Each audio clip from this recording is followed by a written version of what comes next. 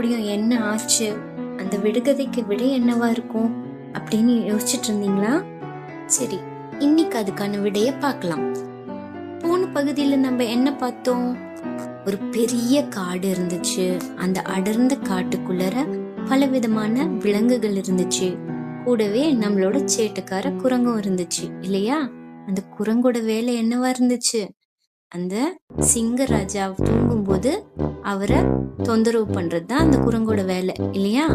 அப்புறம் யார் வந்தாங்க? ஒரு குள்ளநரி வந்துச்சு.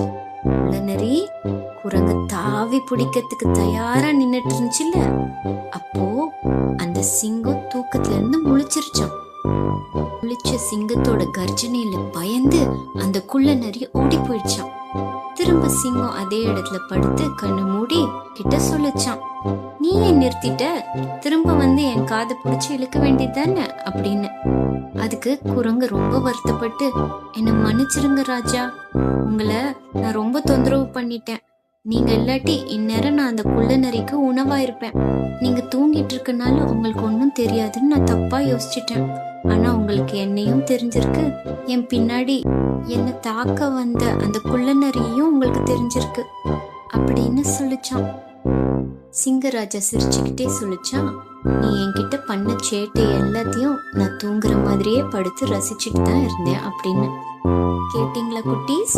அந்த சிங்கராஜா மாதிரி நம்மளோட அப்பா அம்மாவும் நம்ம பண்ற குட்டி குட்டி சேட்டைகள் எல்லாம் ரசிச்சுட்டு இருக்காங்க. ஆனா அதுக்காக அவங்களுக்கு ஒன்னும் தெரியாதுன்னு நினைச்சு நம்ம எதுவும் தப்பு பண்ணக்கூடாது. சரியா? சரி, அந்த விடுகதைக்கு விடைய கண்டுபிடிச்சிட்டீங்களா? கரெக்ட். அதுக்கான விடை ஆலமரம். ரொம்ப பெரிய மரம் அது. வாய்ப்பு கிடைக்கும் போது ஆலமரத்தை போய் பாருங்க. சரியா? இந்த வீடியோ உங்களுக்கு பிடிச்சிருந்தா லைக் பண்ணுங்க, ஷேர் பண்ணுங்க, சப்ஸ்கிரைப் பண்ணுங்க. தேங்க்யூ.